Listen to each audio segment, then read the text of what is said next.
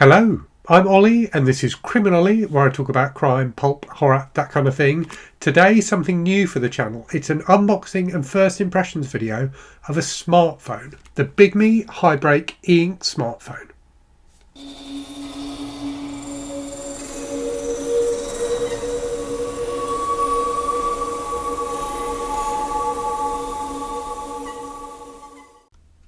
So the key word in that intro was eink. Anyone who's watched the channel for any length of time will know that I love eink devices. I just find something really pleasing about reading off eink screens. But this is different from any of the other eink devices I've talked about before. So I did review a while ago on the channel the Books Palmer, which is a smartphone sized eink device. The difference with the BigMe Hibreak is that it is actually a smartphone. So it's got an eink screen, but you can put a SIM card in it, you can make calls on it, it's running Android, it's got a 5G wireless connection. So you can use it in exactly the same way as you would use a regular smartphone. It's just that it's got an eink screen. And these kind of devices have been becoming quite popular recently with people who want to free themselves up a bit, who want to still be connected when they need to be, but want to break the habits of constantly scrolling social media and things like that. E-ink screens mean that you can still do those things if you really want to, but there's some additional friction there, which means that you don't just do it mindlessly in the same way you would with a regular smartphone. So when BigMe contacted me and said, would I like to take a look at this device, I jumped at the chance. I think it's a really interesting concept and I'm really keen to see what it's like. But just to be clear, BigMe have sent this to me for free, but all of the opinions in this video and in the follow-up review video I do will be completely honest and my own opinions.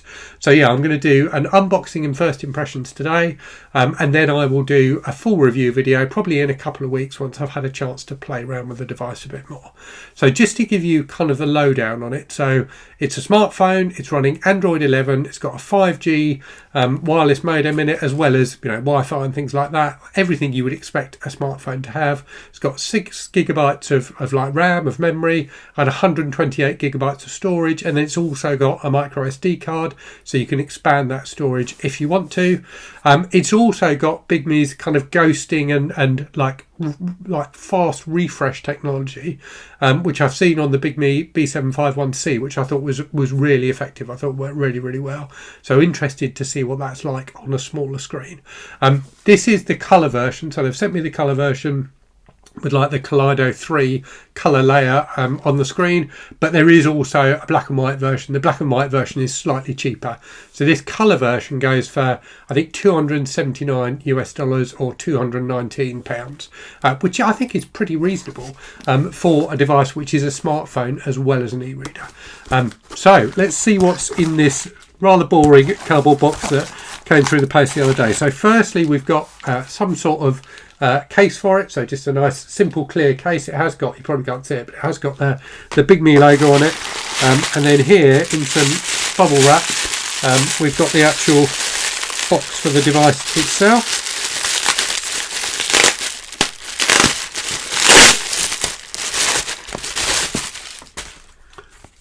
So if I pull that out, it's very similar to the box actually of the B751C, so it's got the kind of gold BigMe logo. So what I'm going to do now is flip the camera around, get this unboxed and show you what it's like. Okay, so here we go then. Here is the box, nice and plain and simple. A simple cardboard box should be easily recyclable, which is always good. So if I take the lid off and open it up, you can see the phone inside there. So it's got like a screen protector on it. Regular sort of smartphone size, reasonably big bezels, but not too bad. It's got a kind of plasticky back, but with quite a nice texture to it.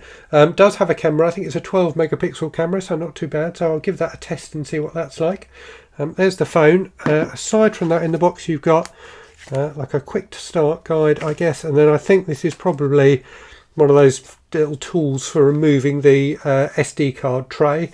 No cables or anything like that, so adhering to the kind of new EU standards of not giving us all cables that we've already got, which is good. It's got a USB-C port at the bottom there for charging and data and things like that. So I'm going to take it away, get it connected to my Wi-Fi, get it set up, and then come back and give you some first impressions.